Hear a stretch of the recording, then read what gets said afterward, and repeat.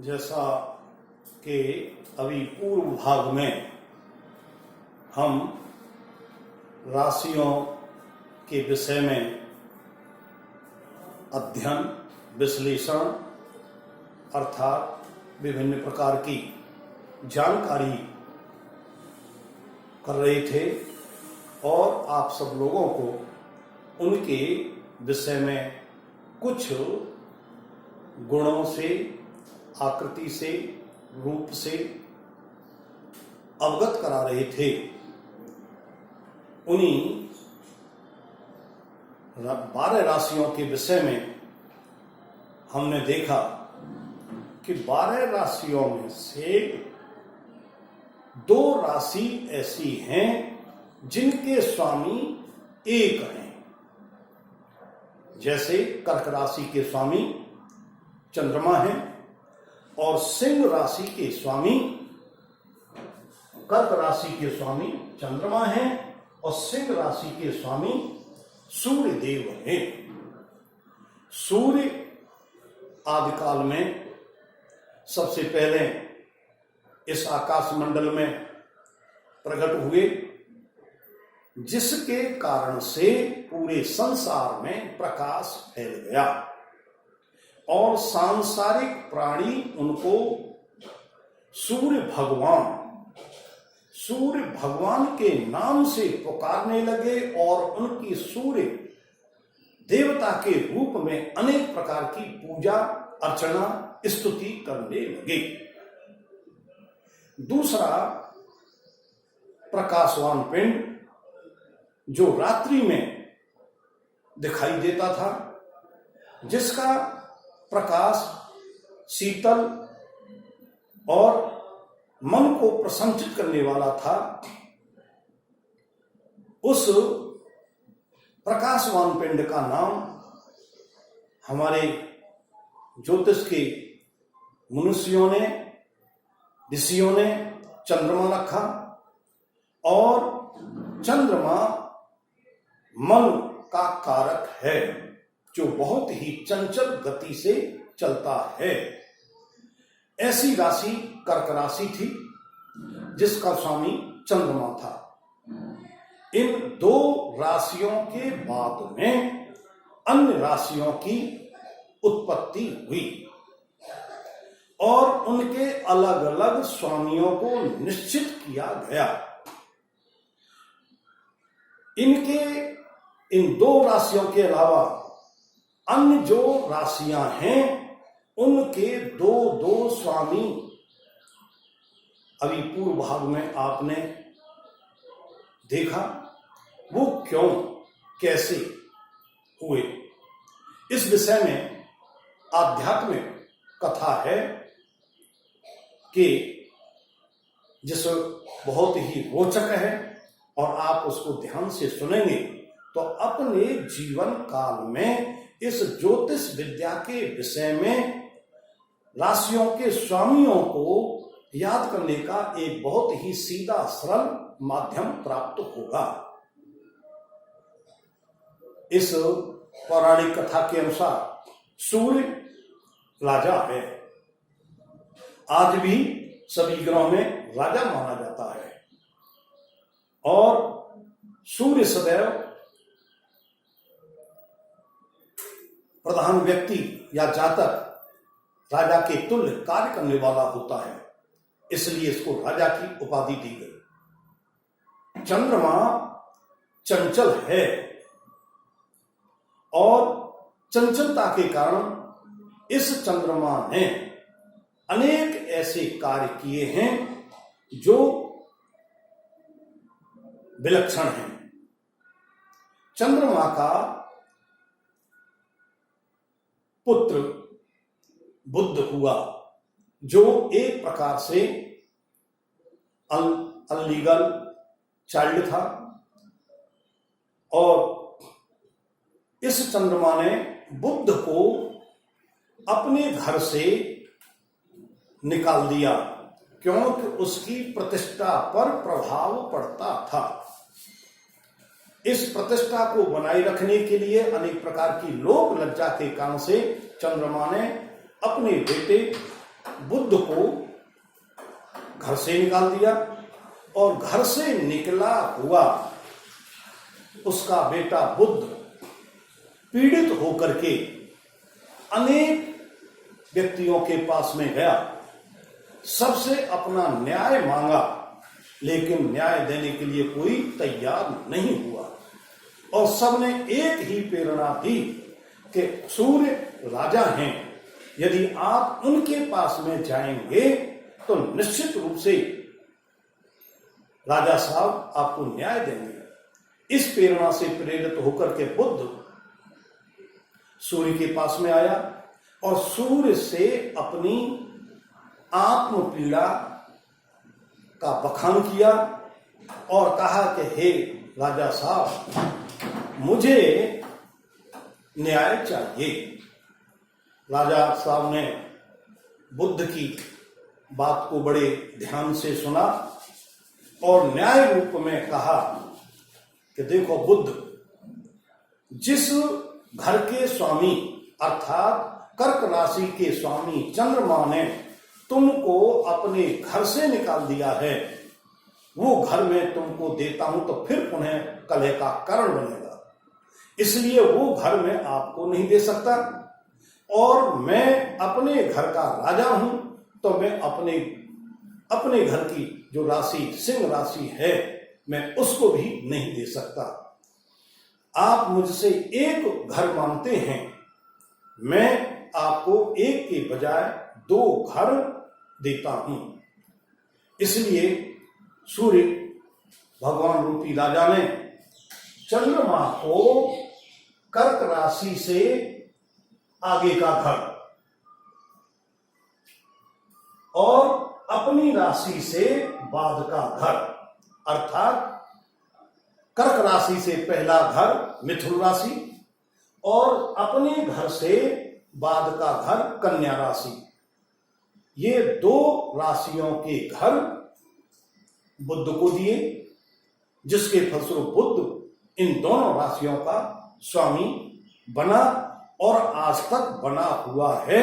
और ज्योतिष विद्या में, ज्योतिष शास्त्र में इसका इन दोनों राशियों से गणना करते हुए अनेक प्रकार के प्रेडिक्ट फल जो हैं प्रतिपादित किए जाते हैं, जो मनुष्य के दैनिक जीवन में बहुत ही काम आते हैं। इस विषय में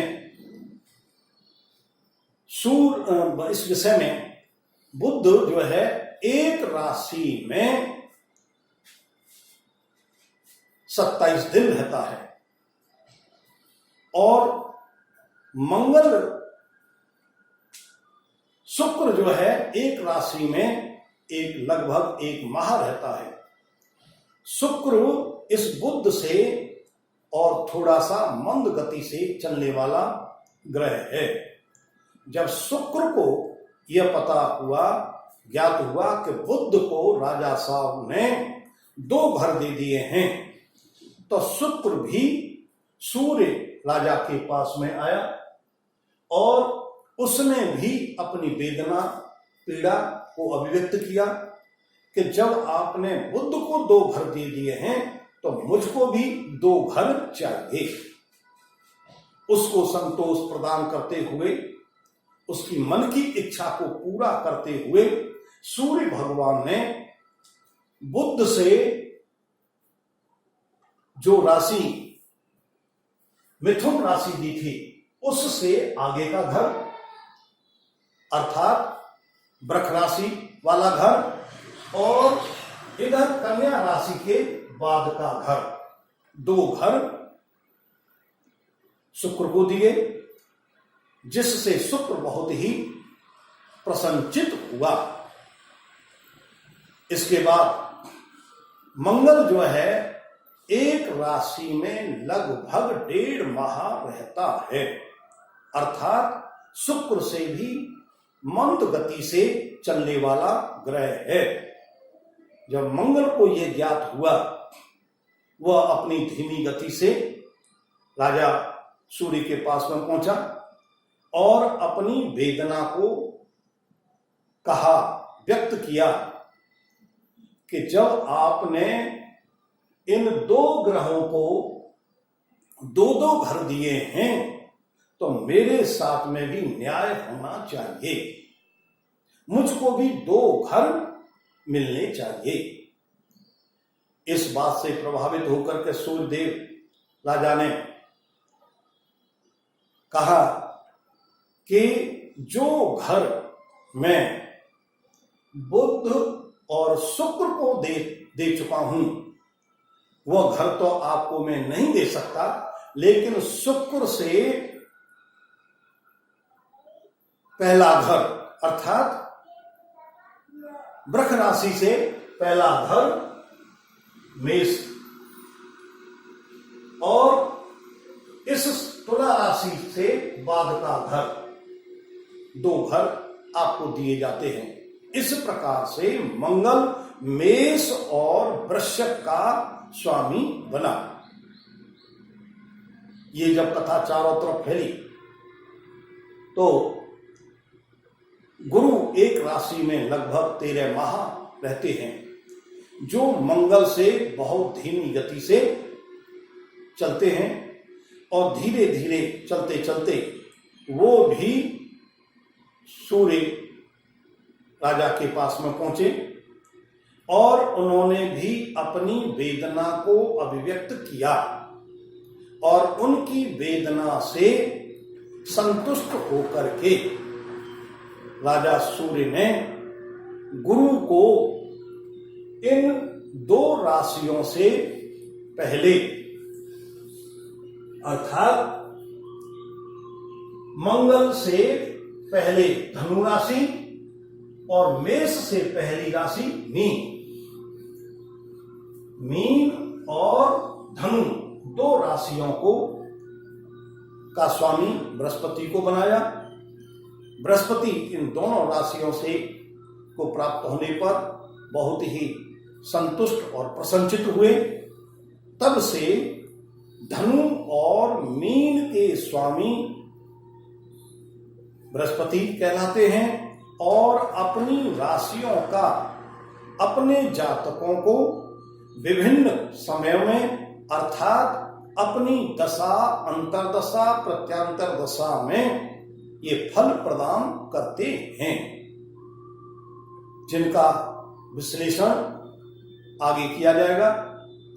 इसके पश्चात सबसे मंद गति वाला ग्रह शनि, जो एक राशि में 2.5 वर्ष रहता है, जो बृहस्पति से भी मंद धीमी गति से चलता है, जब उसको यह ज्ञात हुआ तो शनि भी धीरे धीरे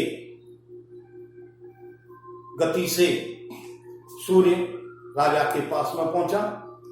और उसने भी न्यायोचित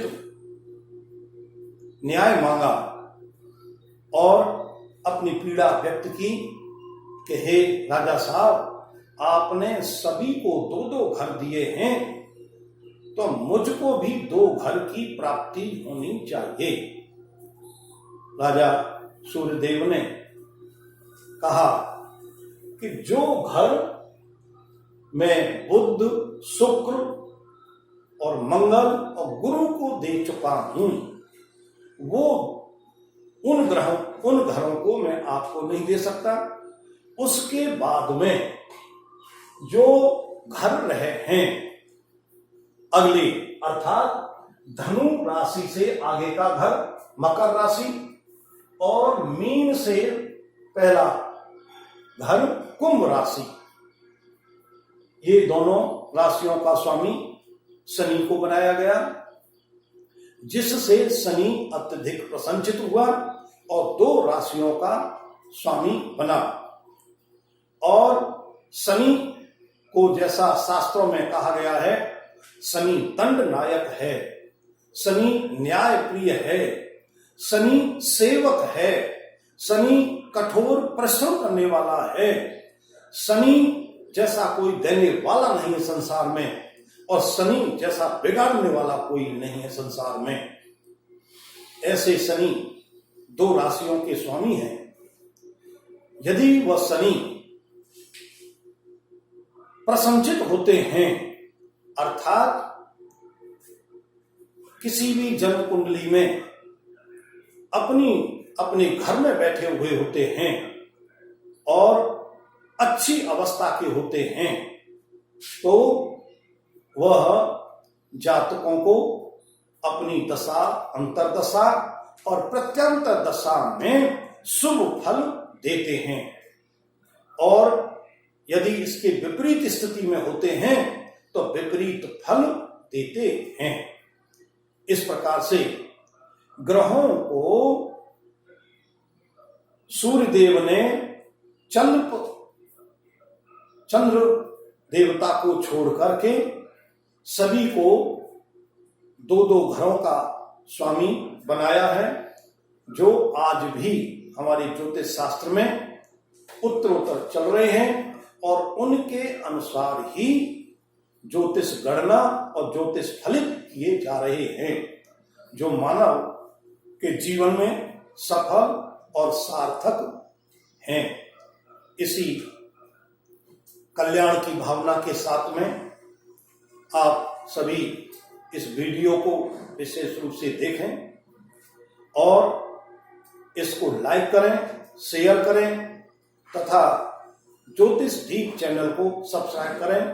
जिससे अधिक से अधिक जातकों को लाभ प्राप्त हो सके। कल्याणम अस्तु।